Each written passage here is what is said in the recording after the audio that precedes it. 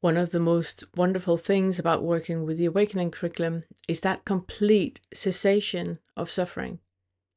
It is that no matter what anybody says to you, or no matter what happens, there's just not any suffering anymore. There's not a belief in something here that needs to be defended or that needs to be maintained.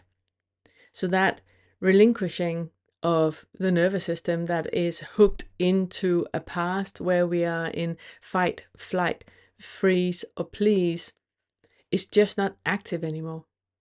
Normally in our lives, we are always one step ahead because we have experienced developmental trauma or developmental distress or actual trauma, either emotional or sexual or physical or spiritual or intellectual, that we have experienced trauma in any way, our nervous system gets kind of locked into a perception of reality.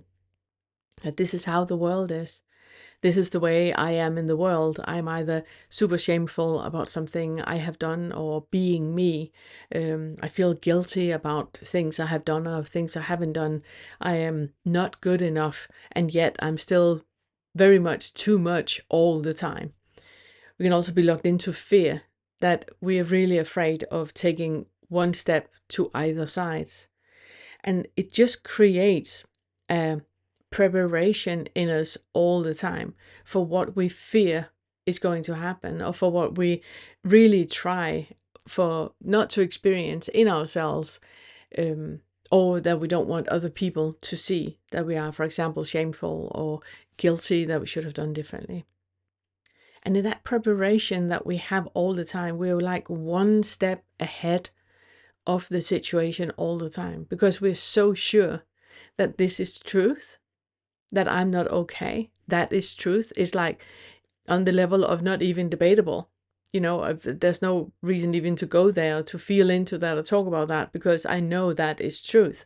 So therefore, we try to um, be one step ahead of any situation.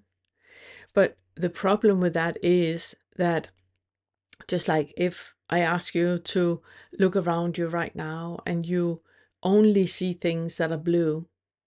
So look around you now and think blue, blue. And notice how many blue things suddenly pop out to you.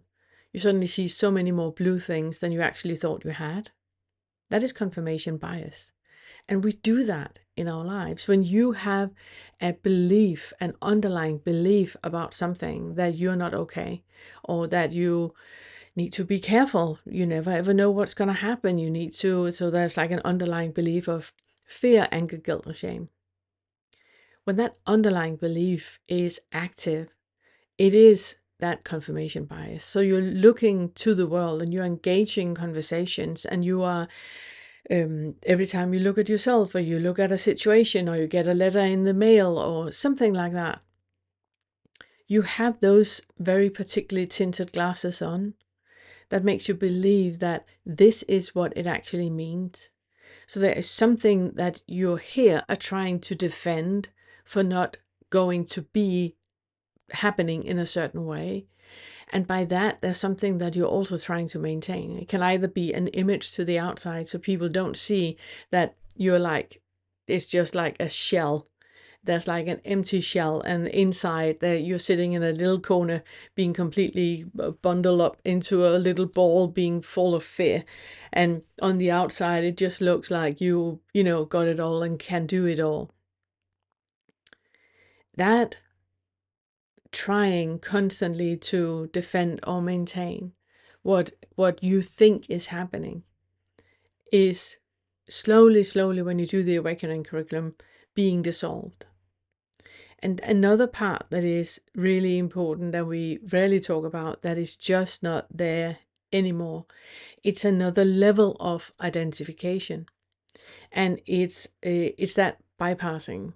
When you hear a lot of non-dual videos, when you really listen to what is said, there is so much bypassing happening. There is so much that is underneath, that underlying belief underneath is being completely bypassed. We experienced that a lot when I made the video where I talk about self-forgiveness. There were so many reactions to that, but there is no self to forgive. There is no self here. So there's nothing to forgive. It's great if that is the way that you feel and if that is the way that you experience the world, which means that that there is nothing anymore that you ever react to. There is nothing, there's no preferences towards anything. And if that is where you are, that is amazing. I'm really, really happy for you. I still would like for you to notice how it feels in the body. Because, like we talked about a lot of times, 95% of you is subconscious. You do not have any conscious access to it. So 5% of you might say, but there is no I. There is no one here at all. There is no one to forgive for anything. That is just the tip of the iceberg. 95% of you is in the subconscious. And when you see two people talk with one another, you have a feeling in the body about what is going on. We say that intuitively you know what is actually going on. That is the 95% that suddenly is coming online. And those 95% is driving you. And if you're not aware that you're driven by 95%, that you're not even aware of what is, you have no conscious knowledge about it, if you're not aware of that, you are bypassing. We need to stay humble. We need to stay humble to the experience that we are experiencing with our bodies, because you have this psychobiological being here, and that is shaped by causes and conditions. You do not know what those causes and conditions are. You don't know how you actually perceive the world, because you just take that as, but that's just me, that is just how I perceive the world. It's nothing. But it is, though. It's part of those causes and conditions that are buried under the hood. What we work with in the awakening curriculum is also becoming aware of all the times you're bypassing. And you know if you're bypassing, because whenever you try to argue your case not to feel anything, you're bypassing. If there is no I, if you're not identifying with anything at all, then there is nothing dangerous to feel here. When you get like a very, very primary reaction of fear, anger, guilt, and shame, it is 1/100th of a second that you feel that tang in the body. It might even not make it to a conscious thought or to a thought at all. It's just a feeling of a contraction in the body. You can stay curious to what that contraction means. For example, if you have a voicemail from somebody, and when you listen to that voicemail, you get a contraction in the body, right? There's an identification happening that you're not aware of. Because if I heard that voicemail, I might not feel anything, which means this is a you thing. There is still a little hint of identification there. And when we allow bypassing to happen, that part is never heard. That experience is never being allowed to surface. The body is never allowed to experience and express whatever it is experiencing and expressing.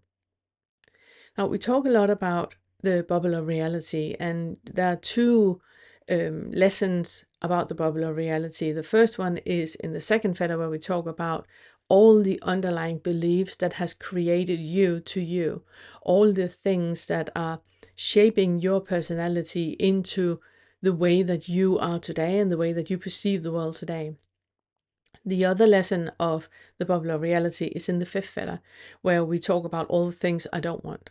And very short, because it's long lessons and I can recommend you to watch the lessons. But just very short, your bubble of reality is the way you perceive the world, the way that you think things are. Open a newspaper, go online, scroll on Insta or Facebook. You will feel things in your body arising, right? That recognition of what it is you're seeing online is has nothing to do with what you're seeing online. It has to do with your underlying beliefs, and the bubble of reality that you have around you has mirrors on the inside. So anything you see happening out there is just a projection of what you see happening in here. It's where you can really start to become aware of your underlying beliefs, what is under the hood. Because when you no longer project out there and say they do wrong or they are like that, but you keep knowing that they're nothing. I have an opinion about them. That opinion is not about them. It's about my perception of them, meaning my perception of me. That perception of you is what you're trying to maintain or to defend. And in that, you have the bypassing. Now, the spiritual bypassing, I just want to, a little bracket, say something about the spiritual the spiritual bypassing is when you think that you're further along than you actually are. And if you're spiritual bypassing, you have not even made it this far to the video into the video, because you already know all this. There's no point in me listening to this. So the ones that are spiritual bypassing are not even hearing this. You know that you're spiritual bypassing if you think you're further along than anyone else, than somebody else. Who is it that can be anywhere, along anywhere, if there is no I anywhere, right? You cannot be further along than another person, because there's no separate self in here. It means that there is someone in here that is static, that is never changing, and there's a world that is static and never changing, and neither of those are true. So how can you be anywhere ahead or behind anyone else? We talk a lot about this in the curriculum, and I can recommend you to really, really dive into it. I just wanted to emphasize with this video that whatever you feel arising in your body, when you hear something is happening, when you see something is happening on social media, whatever you feel that is arising, it's a message from your subconscious to you. It is that 95% that is letting itself be known. And the body is keeping the score, right? There is nothing that has happened to you that is not written in your body. Somebody who is educated into reading this can look at you. I can see the way that you walk, how you perceive reality. I can see the way that you talk, the words that you use, the micro expressions that are coming up, the way you use your body. I can see who raised you. I can see what your underlying belief is, because it's visible. The body keeps the score. There is no escaping it. Who would you be if the body didn't keep the score, right? You were not raised in a vacuum. You are a copy of a copy of a copy of a copy, and that's what you call you. So whenever you get any indication from the body, I would like for you to pause. Seek silence, just stay here for a moment. Allow that arising to happen. Feel what it actually means and remove all labels. So when you have an arising happening in your body, you see something in the media and you have this feeling of fear. Allow that feeling of fear to arise. Feel in the body how it actually feels. Remove the label of fear, because the label that's the post-it. You would just keep talking about that bloody label. It's not that. It's here. Just feel in your body. How does that actually feel? There's a contraction in my stomach. I can feel my breath is very, very shallow.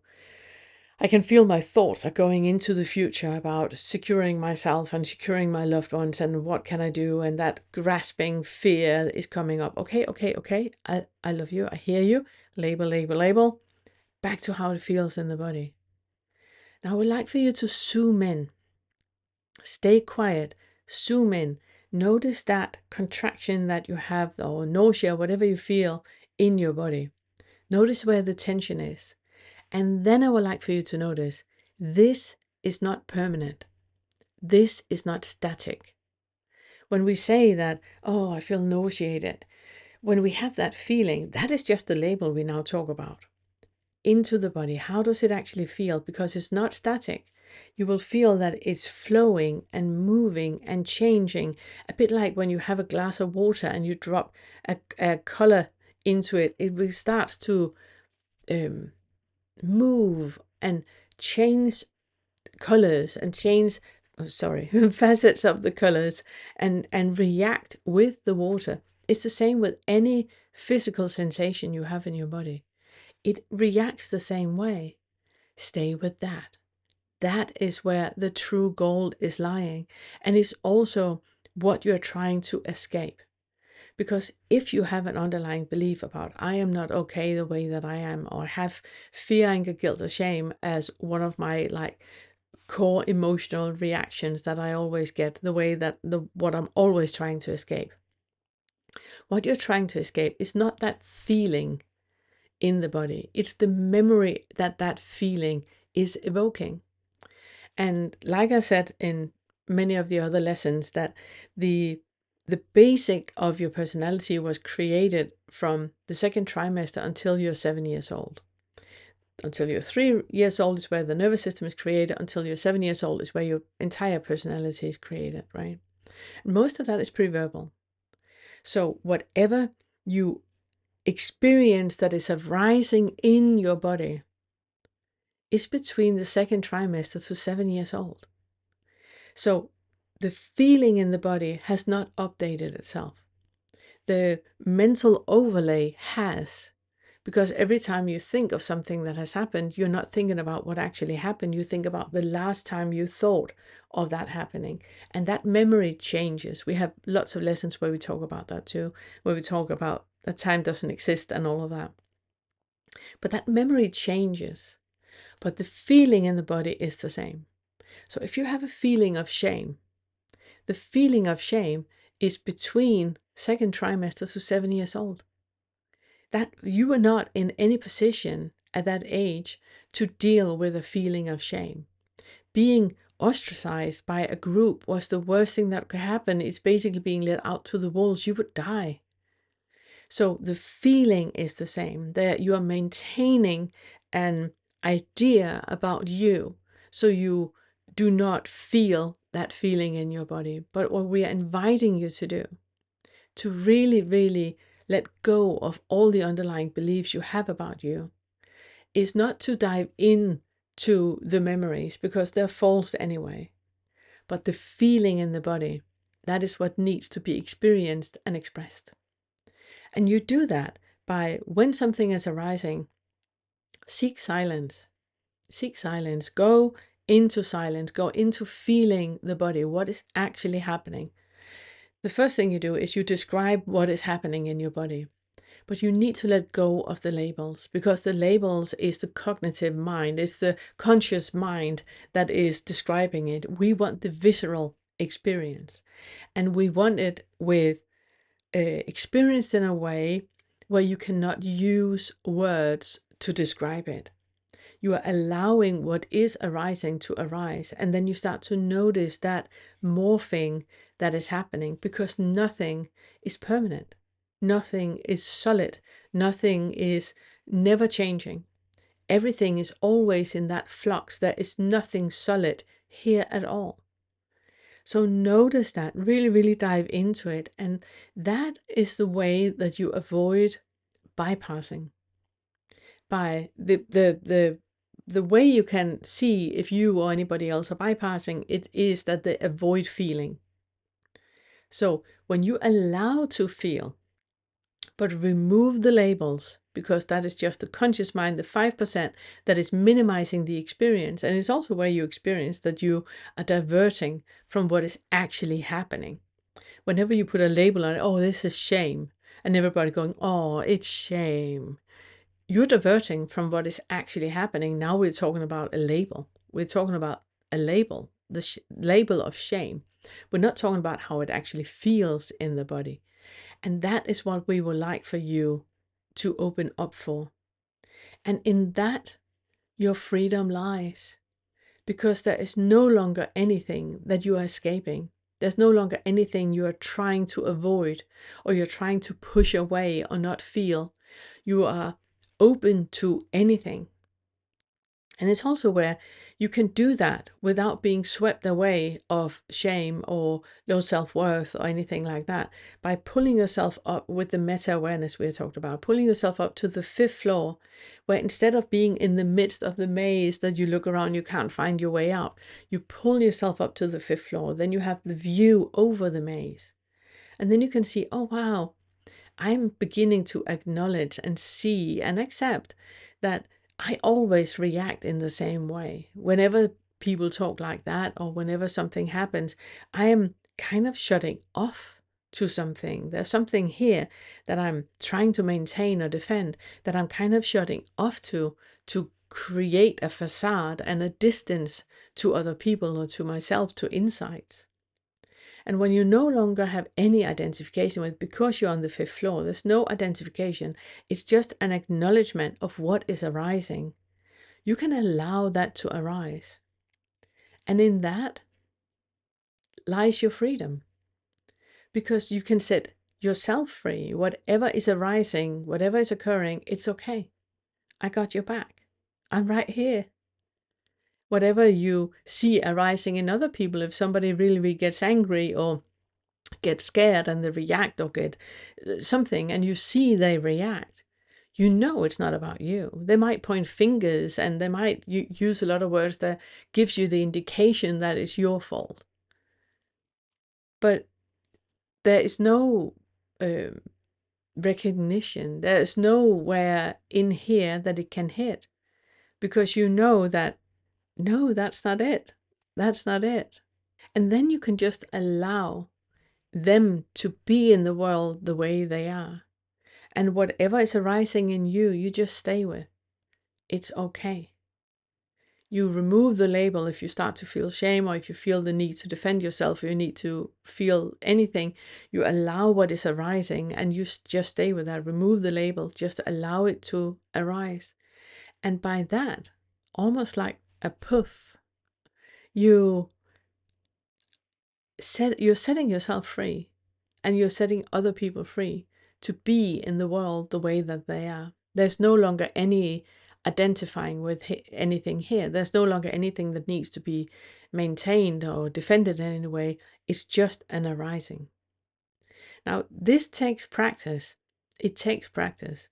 It's not something that you will achieve on the cushion. Like, we are very warm spokespeople for meditation. We would recommend you to do Shunjing Young's See Her Feel, but when you're out and about. So really, whenever you have a moment, notice what you're seeing, not what you think you're seeing, but what are you actually seeing. Notice what you hear, notice what you feel, both on the inside and on the outside. And just notice what is arising. Whatever is arising, allow that to be. Just remove the label of it and just notice that dissolving that is constantly happening in no matter what emotion is arising in you or what feeling is arising in you. I think that was it. Thank you. We have created a course of our first feather material. This course will walk you step by step through all of the ways in which identification is created and selfing happens.